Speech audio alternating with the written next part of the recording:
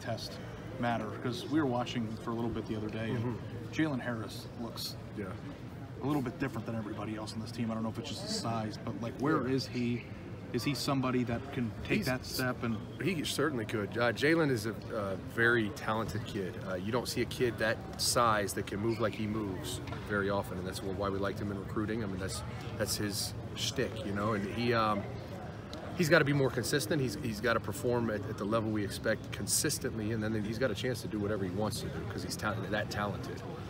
But he has to outperform guys to take spots. That's just kind of the nature of competition. So he's got to beat somebody out, and then he can take a spot. And he shows flashes where he might be able to do that. You guys have a lot of young players on this team that have come in highly recruited, and you have a lot of veterans, obviously. When you say somebody's got to take somebody's spot, given all the talent that you have on this team that's veteran, is that even like, how possible is it for a young guy to take reps from somebody like KJ Hill? Not to isolate him out, but guys who have been playing, or Paris or anybody. It's like anything else. I mean, if they're playing at a higher level, if somebody's playing at a higher level than KJ, they're going to play over KJ. I mean, I love KJ. It's not just KJ. It's just using a name. If Austin Mack is not playing as well as Jalen Harris, Jalen Harris is going to play over Austin Mack.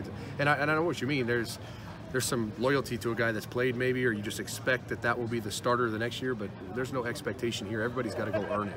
And so that gives a young guy hope that maybe didn't have as strong of a role, and it keeps those older guys motivated to stay ahead of the curve, stay ahead of those younger guys, because they know people are coming after their spot.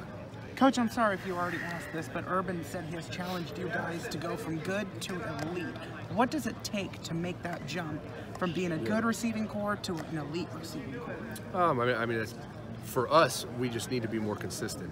We need to make big plays when plays present themselves in big games, and so we did that at times. It just wasn't as consistent as we wanted it to be, and so that's really what it is. I mean, we had a good year, just not an elite year, and so that's where we're at. That's where we need to take that step in the throw game, in the run game, in every aspect of our game. We just need to take another step.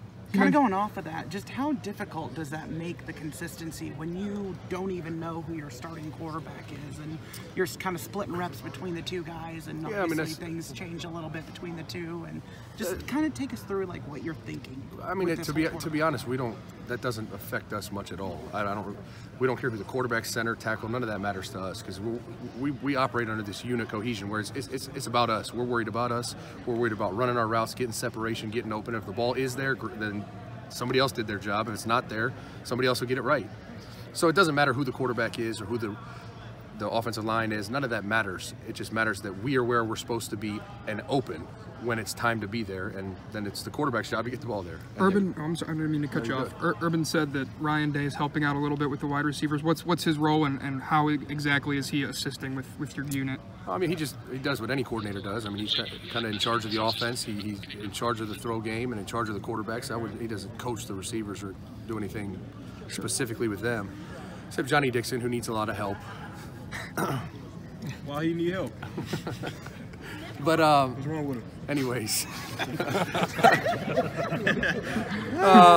so he does what any coordinator does. He kind of oversees the offense, oversees everything's being taught, everything being done, and then he really just plays a hand in the whole pass game development and how to run routes and how to complete the ball, progressions, really normal things that coordinators do. Zach, in your career here, you guys have had some quarterback